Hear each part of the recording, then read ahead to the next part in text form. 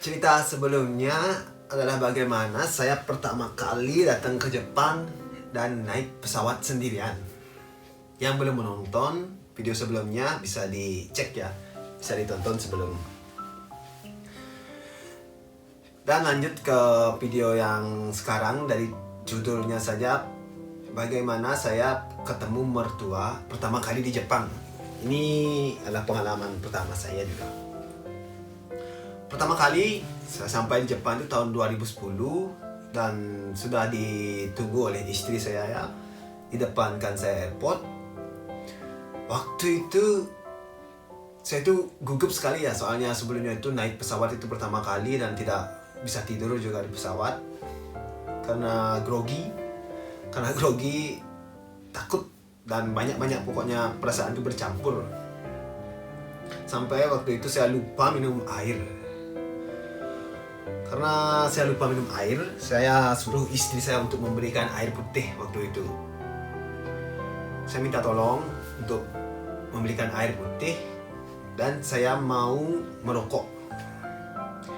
Hal yang pertama yang saya anggap asing itu kan, kalau saya waktu itu dulu di Bali itu merokoknya tuh boleh di mana saja ya.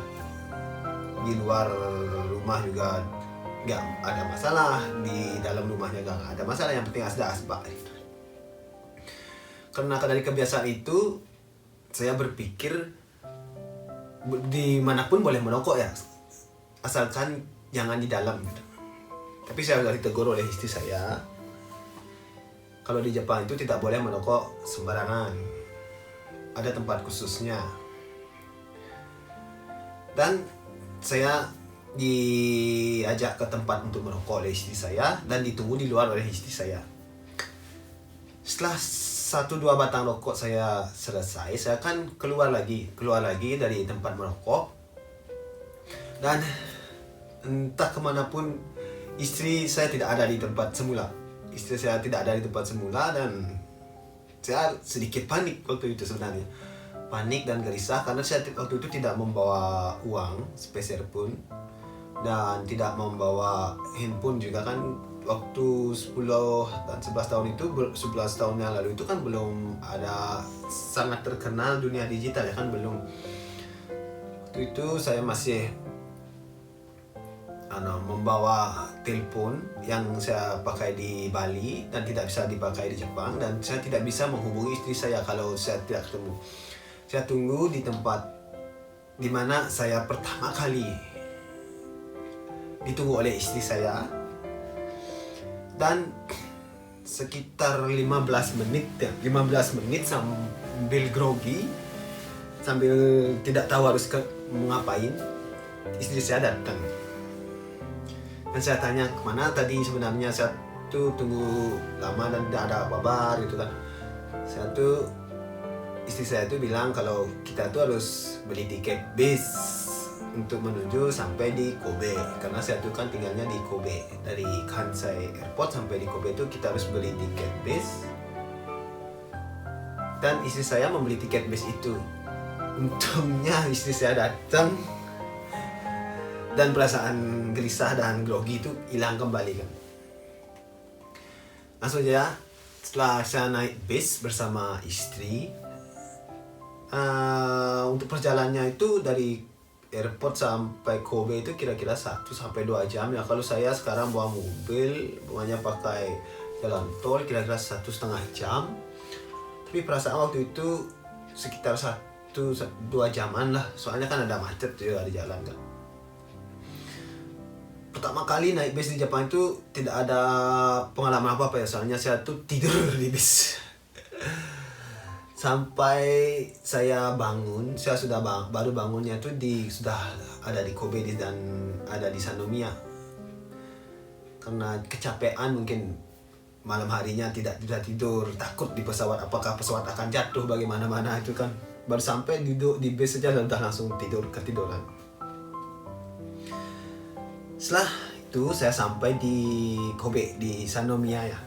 Setelah saya sampai di Sanomiya, semua tempat dan semua peraturan atau bangunan atau orang-orang semuanya itu terasa asing sekali. Soalnya bagaimanapun saya itu kan dibesarkan di Bali dan lingkungannya itu di Bali. Jadi suasananya itu pun kan dari umur 0 sampai 19 tahun tuh saya itu hanya melihat suasana bagaimana di Bali atau di Indonesia tanpa mengetahui bagaimana suasana di Jepang itu. Saya pertama kali sampai di Sandomia di Kobe diajak naik kereta kan, dia hanya naik kereta sudah di banyak orang dan banyak peraturan. Terus saya naik kereta pertama kali sampai dari Sandomia sampai di Kobe sekitar 15 menit kalau tidak salah. Tergantung kereta, kan ada kereta lokal sama ekspres juga kan. Ada kereta yang cepat juga. Untuk itu saya pakai kereta yang lokal sekitar 15 menitan lah. Sampai di Kobe di mana saya bisa ketemu dengan mertua saya. Pertama kali ketemu dengan mertua di tahun 2010 itu pada pukul 10 pagi saya sampai di rumah istri saya. Dan perasaan waktu itu sangat senang dan takut juga karena saya jujur tidak bisa berbahasa Jepang yang baik. Saya itu takut dan agak-agak gelisah, agak-agak grogi lah. Dan akhirnya saya ketemu dengan bapak mertua saya dan ibu mertua saya. Saya ucapkan salam, selamat pagi, dan perkenalkan nama saya Kade. Ohayo gozaimasu. Waktu itu saya hanya bisa memperkenalkan diri dan mengucapkan salam, selamat pagi, selamat siang, selamat sore, ohayo gozaimasu, konnichiwa, konbanwa, itu saja. Hajimemashite. Mungkin itu saja. Waktu itu orang tua istri saya atau mertua saya itu kan logatnya itu kan Kansai Ben ya. Kansai Ben itu orang Kansai, itu orangnya bahasanya itu agak sedikit kasar ya kalau didengar. Kalau tidak kebiasaan itu agak sedikit kasar. Tapi sebenarnya Kansai Ben yang diucapkan oleh mertua saya ini perbincangannya itu biasa-biasa saja. Tapi kalau kita itu tidak terbiasa mendengarnya, Kansai Ben itu kelihatannya itu orangnya itu marah-marah ya. Kalau tidak salah bahasa Gianyar, kalau di Bali banyak dicontohkan di Bali, kalau bahasa Gianyar sama bahasa Beleliang itu kan beda ya. Ya seperti itulah ceritanya. Tidak begitu banyak saya bisa ngobrol dulu sama mertua saya. Saya cuma bilang hai, walaupun tidak mengerti hai seperti itu kan. Dan ibu mertua saya itu mengetahui kalau saya itu sudah capek naik pesawat dan terlihat capek sekali, dan mengizinkan untuk tidur di kamar istri saya yang sudah disiapkan sebelumnya.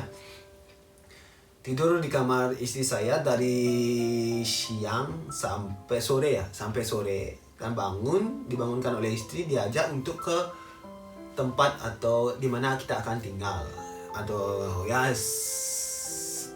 bisa dibilang kos-kosan lah ceritanya. Diajak ke kos-kosan. Terus saya pamitan dengan mertua, dan kesan pertamanya itu saya itu ketemu mertua walaupun tidak bisa berbahasa Jepang yang baik, asalkan kita itu mempunyai etika dan yang baik, itu aja udah cukup. Pasti kita itu akan diberi lakukan yang baik juga kan. Dan sampai sekarang pun mertua saya ini sangat baik dengan saya.